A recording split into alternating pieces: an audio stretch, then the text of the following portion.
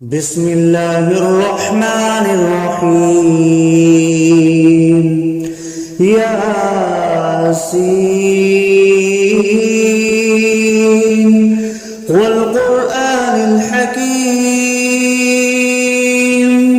إنك لمن المرسلين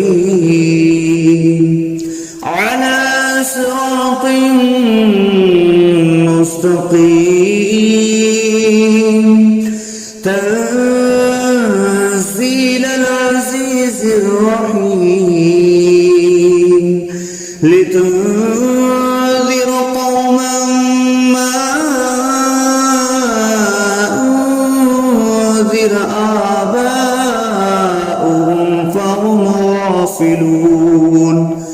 لقد حق القول على أكثرهم فهم لا يؤمنون إنا جعلنا في أعناقهم أغلالا فهي إلى الأذقان فهم مقمحون وجعلنا من بين أيديهم سدا ومن خلفهم سدا فأغشيناهم فهم لا يبصرون وسواء عليهم أأنذرتهم أم لم تنذرهم لا يؤمنون إنما تنذر من اتبع الذكر وخشي الرحمن بالغيب فبشره بمغفرة وأجر كريم إنا نحن نحيي الموتى ونكتب ما قدموا وآثارهم وكل شيء أحصيناه في إمام مبين واضرب لهم مثلا أصحاب القرية إذ جاءها المرسلون إذ أرسلنا إليهم اثنين فكذبوهما فعززنا بثالث فقالوا إنا إليكم مرسلون قالوا ما أنتم إلا بشر مثلنا وما أنزل الرحمن من شيء إن أنتم إلا تكذبون قالوا ربنا يعلم إنا إليكم لمرسلون وما علينا إلا البلاغ المبين قالوا إنا تطيرنا بكم لئن لم تنتهوا لنرجمنكم وليمسنكم منا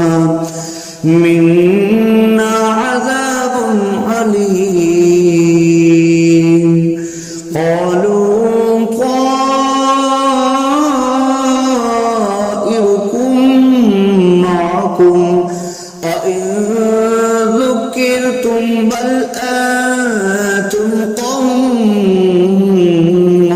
مسرفون وجاء أقصى المدينة رجل يسعى قال يا قوم اتبعوا المرسلين اتبعوا من لا يسألكم أجرا وهم مهتدون وما لي لا أعبد الذي فطرني وإليه ترجعون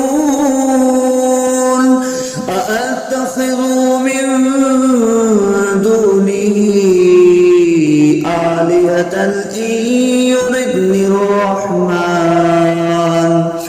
إن يردني الرحمن بضر لا تغن عني شفاعتهم شيئا ولا ينقذون إني إذا لفي ضلال مبين إني آمنت بربكم فاسمعون قيل ادخل الجنة قال يا ليت قومي يعلمون بما غفر لي ربي وجعلني من المكرمين وما أنزلنا على قومه من بعده من جند من السماء وما كنا منزلين إن كانت إلا صيحة واحدة فإذا هم خامدون يا حسرة على العباد ما يأتيهم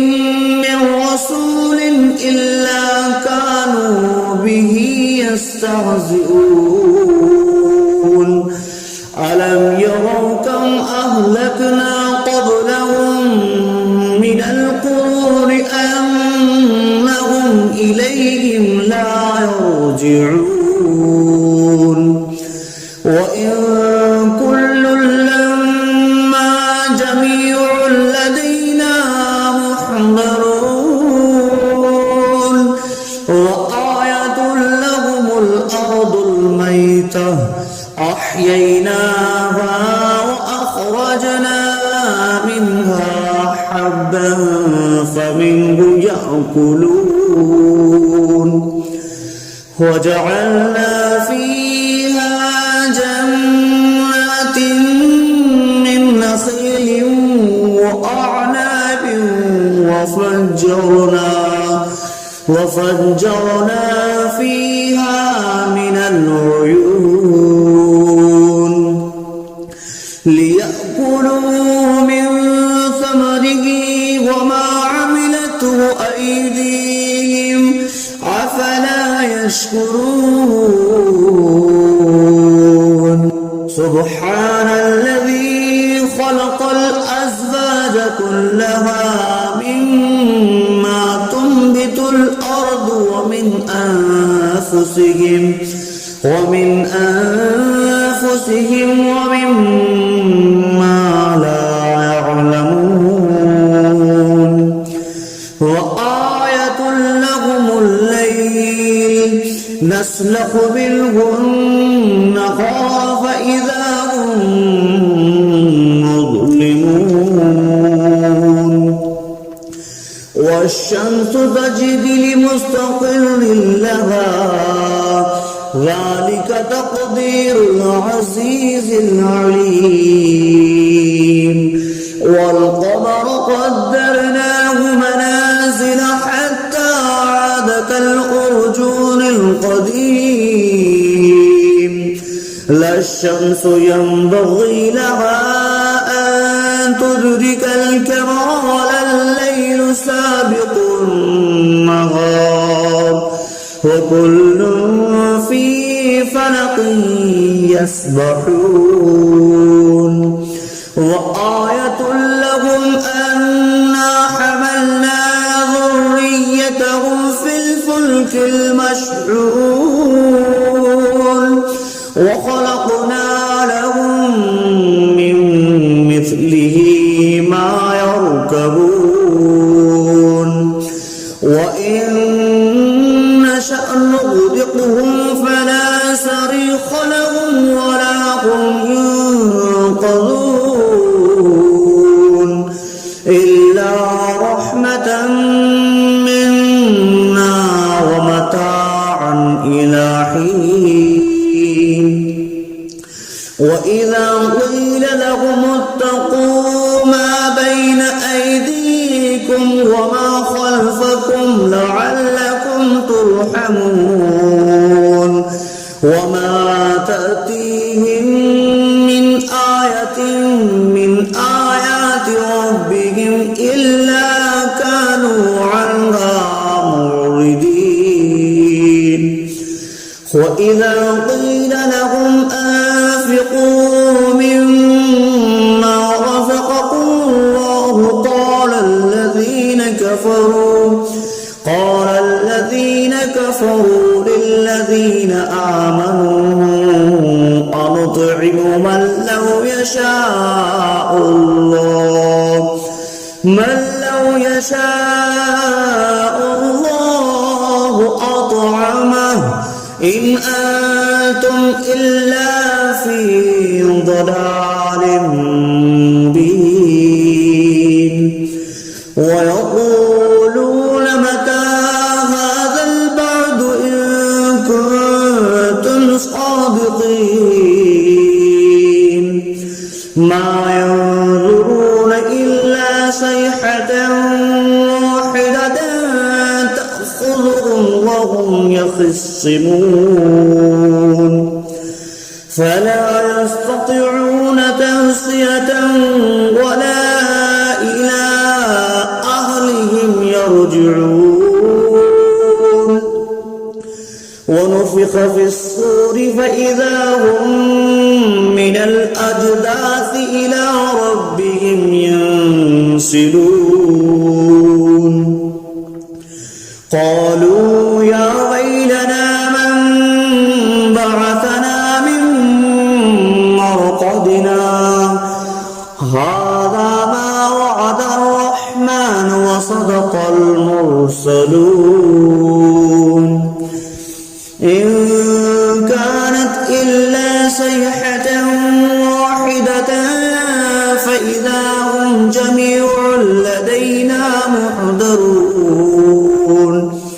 فاليوم لا تظلم نفس شيئا ولا تجزون إلا ما كنتم تعملون إن أصحاب الجنة اليوم في شغل فاكهون هم وأزواجهم في ظلال على الأرائك متكئون لهم فيها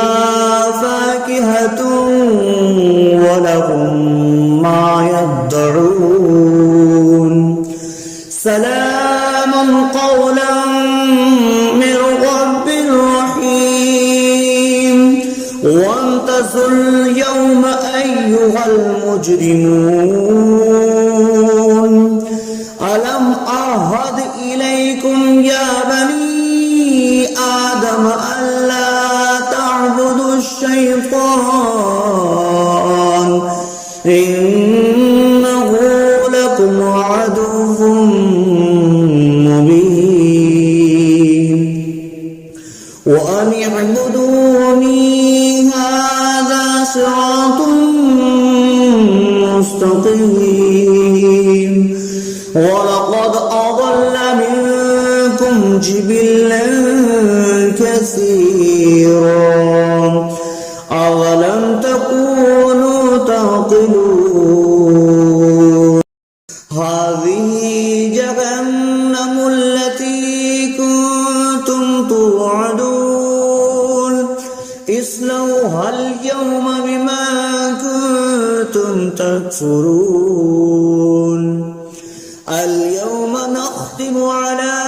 أفواههم وتكلمنا أيديهم وتشهد أرجلهم بما كانوا يكسبون ولو نشاء لطمسنا على أعينهم فاستبقوا الصراط فأنى يبصرون ولو نشاء لمسخناهم على مكانتهم فما استطاعوا مضيا ولا يرجعون ومن نعمره نكسه في الخلق أفلا يعقلون وما علمناه الشعر وما ينبغي له إن هو إلا ذكر وقرآن مبين لينذر من كان حيا ويحق القول على الكافرين أولم يروا أنا خلقنا لهم مما عملت أيدينا أنعاما فهم لها مالكون وظللناها لهم فمنها ركوبهم ومنها يأكلون ولهم فيها منافع ومشارب أفلا يشكرون واتخذوا من دون الله آلهة لعلهم ينصرون لا يستطيعون نصرهم وهم لهم جند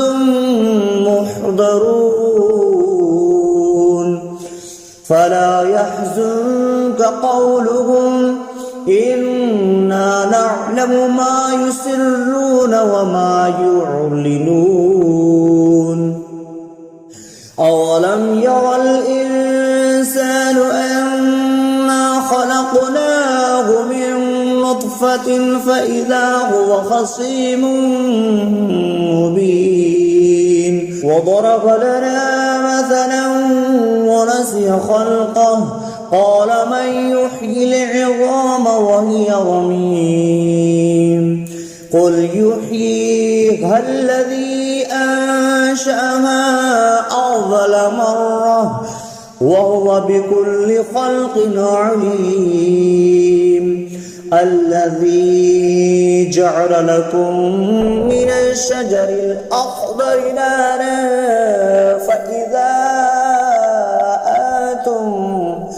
فإذا أنتم منه توقدون أوليس الذي خلق السماوات والأرض بقادر على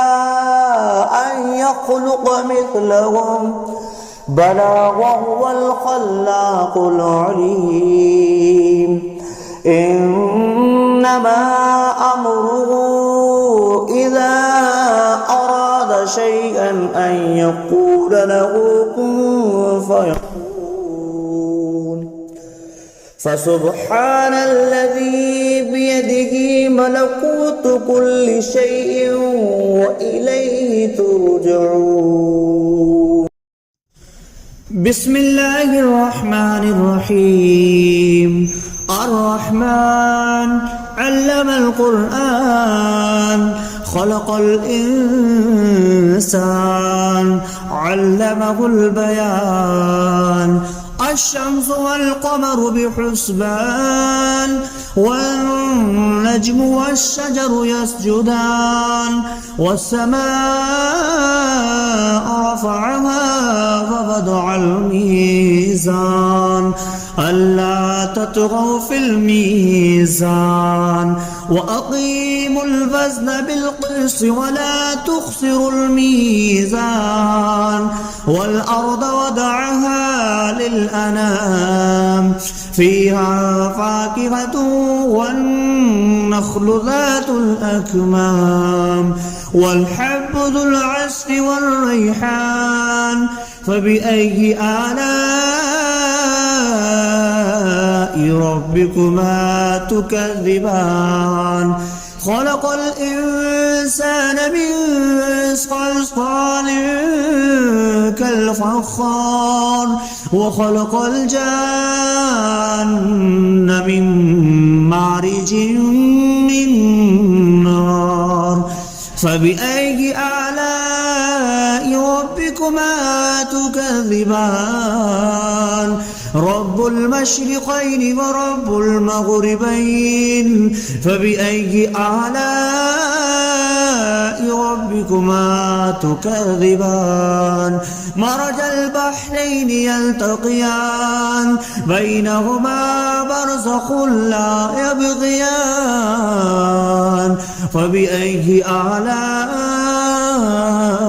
ربكما تكذبان